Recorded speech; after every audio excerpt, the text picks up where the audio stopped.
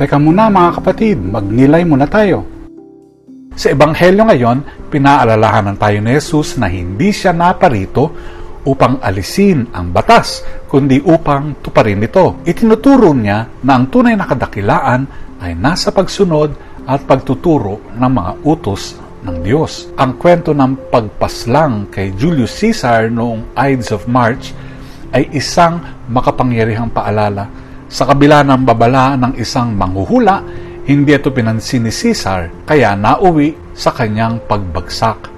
Ang kanyang kayabangan, kasama ang takot at inggit ng mga nasa paligid niya, ang naging dahilan ng kanyang pagtataksil at kamatayan. Akala niya hindi siya matitinag, ngunit ang pagwawalang bahala niya sa mga babala ay nagdala ng kapahamakan. Ito ay larawan ng panganib ng hindi pakikinig sa karunungan ng Diyos. Madalas inaisip natin na mas alam natin ang mabuti, umaasa sa sariling pag-unawa, sa halip na sa gabay ng Diyos. Binubulag tayo ng pagmamataas, kaya't hindi natin naririnig ang kanyang mga babala sa pamamagitan ng banal na kasulatan, pananalangin, at maging sa mga taong nasa paligid natin.